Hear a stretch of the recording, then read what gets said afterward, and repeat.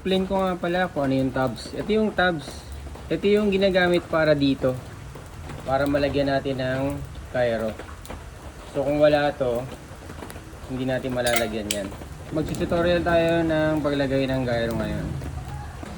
O ganito nga pala. Unahin nyo yung may butas na lagay yung Allen wrench na maliit.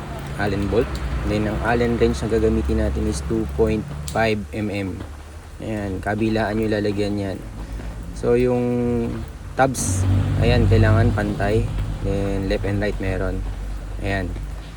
And then ito, baliktarin yung manibela para hindi tayo mahirapan. Tanggalin din muna natin tong top lock ng fork and stem para mahugot natin yung stem.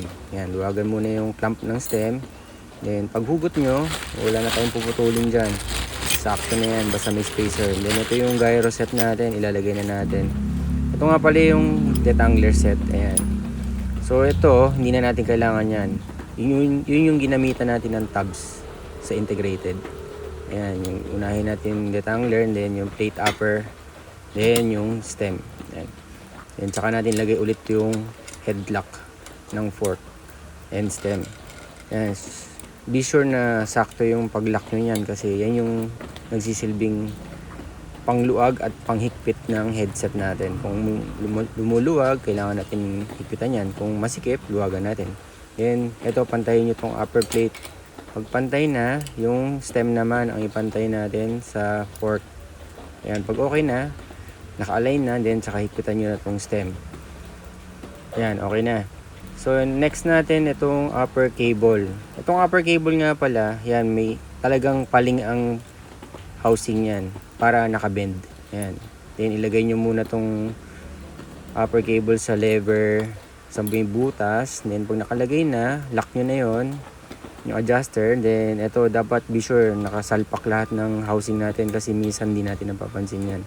So itong adjuster, kailangan pantay lang yung adjuster and yung lock nut sa adjuster para hindi tayo maligaw. Ayan. Yan kasi yung nagsisilbing pang align ng detangler para hindi naglalaro. Ayan, ito yung lower cable na mahaba. Ito unahin nyo kailangan ipasok nyo sa gitna ng frame, then tsaka nyo i-shoot sa dalawang butas ng tabs na may thread. O, be sure pantay rin yung thread and lock nut nung adjuster para hindi tayo malito. Ayan, kailangan pantay. Then i-lock nyo muna. Hilahin nyo to housing, then hilahin nyo paangat yung inner cable, pasok nyo doon sa detangler, ilalim muna unahin nyo kasi mas mahirap ilagay yon kaysa sa ibabaw. Ayan ang ibabaw. Pag okay na, hilahin nyo lahat ng housing, kailangan nakasalpak lahat sa mga adjuster. Then yan. Ayan, pag doon muna tayo sa likod naman. Ang pagputol naman, ang pagsukat naman ito, kailangan shoot lahat din yan. Ayan. Then sukatin natin, ito naman yung pagsukat nito, kailangan pantay sa ilalim ng frame. Yan. Yan ang pagsukat ng gyro cable. Then saka nyo putulin, hilahin na tong housing. Then saka natin cutterin ng pamputol natin sa housing. Yan.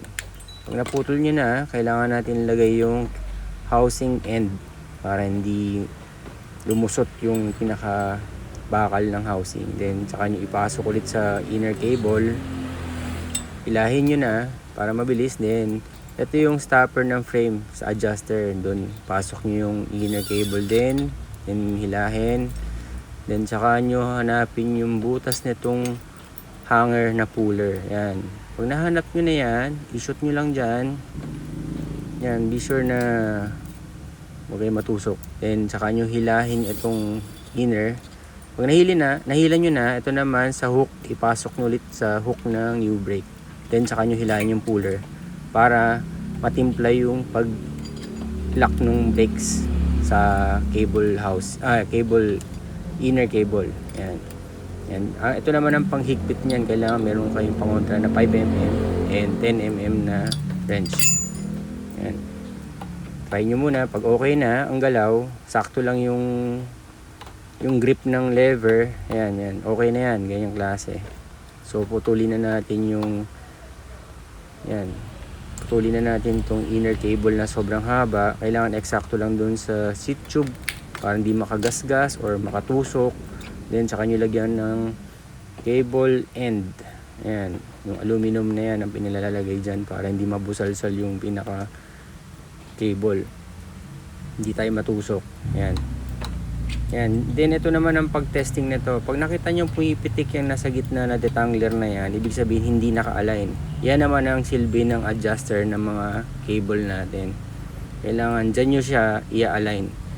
Ano lang naman yan, atras abante lang, kumbaga higpit, duwag, para makuha nyo yung tamang adjustment. Then try ulit. Pag medyo wala ng pitik, malapit na kayo makapantay sa alignment ng rectangular nun, kasi nakakailang kung hindi natin mapantay yan. Pumipitik-pitik yan, maingay, so kailangan pantay talaga yan. Maglalaro rin na maayos yan. Thank you.